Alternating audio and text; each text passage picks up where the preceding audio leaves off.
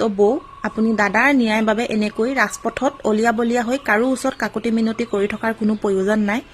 আপুনি আপোনাৰ অধিকাৰৰ বাবে আপুনি সাহসেৰে যুঁজক। আৰু যিজন ব্যক্তিক আমি ৰাইজে তেখেতৰ আসনখন দান দিছিলোঁ, তেখেতৰ আসনখন আমি ৰাইজে কাঢ়ি ল'বও জানো, কিয়নো আমি জুবিন যুগৰ নৱপ্ৰজন্ম হয়। ইচ্ছা কৰিলে দাদাৰ নিচিনা আমি দেশ সলাবও পাৰোঁ, জ্বলাবও পাৰোঁ। গতিকে এটা সময়ত তেখেতে দাদাক লৈ ৰাজনীতি কৰিছিলে যে ২৬ৰ ইলেকশ্যনৰ আগত দাদাক ন্যায় দিম বুলি কৈছিলে, মাত্ৰ দাদাক লৈ ৰাজনীতি কৰিবৰ বাবে। কিন্তু তেখেতে যে সেই কথা নাৰাখে সেইটো খাটাং। কাৰণ তেখেতে দাদাক ন্যায় দিয়াৰ লগে লগে আৰু বহুতো ৰৌ বৰালি ৰাইজৰ মাজলৈ আহিব, যিটো তেখেতে নিবিচাৰে। আৰু এই বিশেষ ব্যক্তিজন আমাৰ অসমত থকালৈকে দাদাই আইনগতভাৱে কেতিয়াও ন্যায় নাপায়।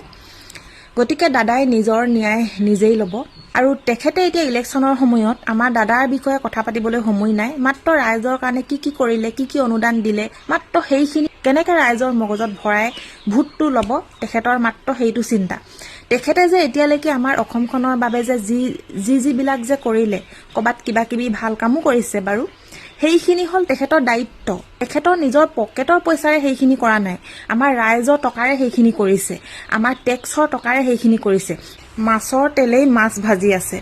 আৰু সেই আসনখন দিয়াৰ বিনিময়তহে তেখেতে আমাৰ অসমখনৰ হৈ সেই কামখিনি কৰিছে। কাৰণ আমাৰ অসমখন উন্নতি পথলৈ আগুৱাই নিবলৈতো আমি তেখেতক সেই আসনখন দিছোঁ। গতিকে তেখেতে মাত্ৰ দায়িত্ব পালন কৰি আছে।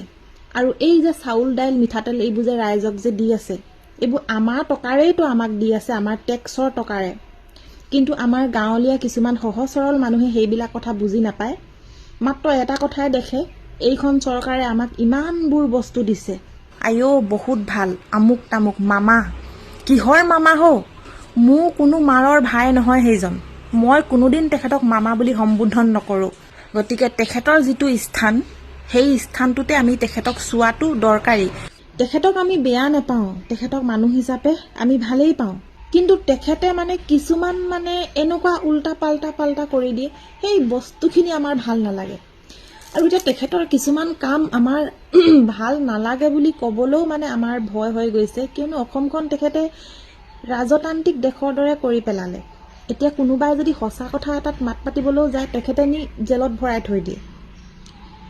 আমি ভাৰতৰ নাগৰিক হিচাপে আমাৰ কিবা এটা অভিযোগ তেখেতৰ সন্মুখত প্ৰকাশ কৰিবলৈও আমাৰ অধিকাৰটো নোহোৱা কৰি পেলালে তেখেতে।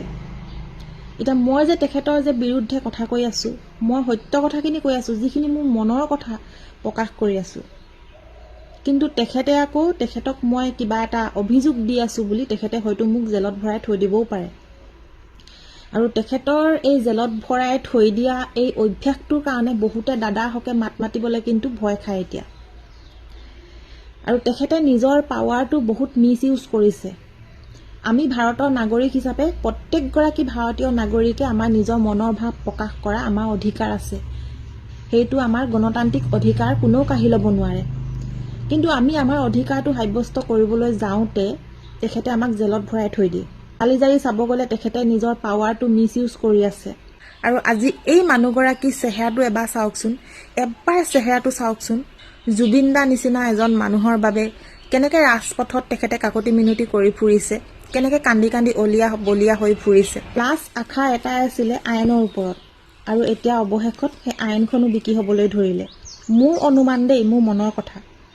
কিয়নো যিকেইজন মানুহে দাদাৰ টকাৰে নিজৰ ব্যৱসায় প্ৰতিষ্ঠান গঢ় দি তুলিছিলে, যিকেইজন মানুহে দাদাক শেষ কৰিলে, সেই মানুহকেইজনৰ ব্যৱসায় প্ৰতিষ্ঠানবোৰ আইনে কেনেকৈ মুকলি কৰিবলৈ দিছে। নিশ্চয় আইনখন বেচা কিনা হৈ থাকে। আইনৰ ওপৰতে আমাৰ আস্থা থাকে। আইনখনে যদি বেচা কিনা হৈ যায়, আমি কাৰ ওপৰত আশা কৰি জীয়াই থাকিম?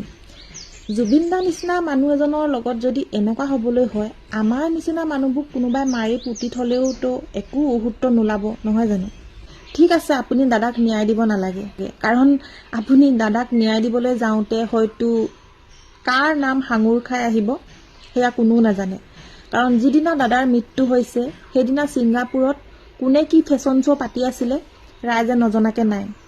আৰু দাদাক ন্যায় দিয়াৰ লগে লগে কাৰ নাম সাঙুৰ খাই আহিব ঠিক নাই। গতিকে আপুনি দাদাক ন্যায় দিয়াৰ কথা ভবা নাই, একো নাই। কিন্তু এই মানুহগৰাকী মুখখনলৈ এবাৰ চাওকচোন। আজি গৰিমা বৌ মুখখনলৈ যেতিয়া চাওঁ, সঁচাকৈ বুকুখন বহুত বেয়াকৈ খুন্দিয়াই ধৰে। আৰু নিজৰ মানুহজনক অকালতেতো হেৰুৱালে আৰু এনেকুৱা ধৰণে হেৰুৱালে, দাদাৰ লগত কি হৈছিলে পত্নীয়ে আজিলৈকে নাজানে। কেনেকুৱা আচৰিত কথা। আমাৰ দৰে সাধাৰণ মানুহ হোৱা হ'লেও এটা কথা, অসমৰ এটা সম্পদ, তাৰ পিছতো আজিলৈকে পত্নীয়ে গম নাপায় যে মানুহজনৰ লগত সেইদিনা আচলতে হৈছিলেনো কি।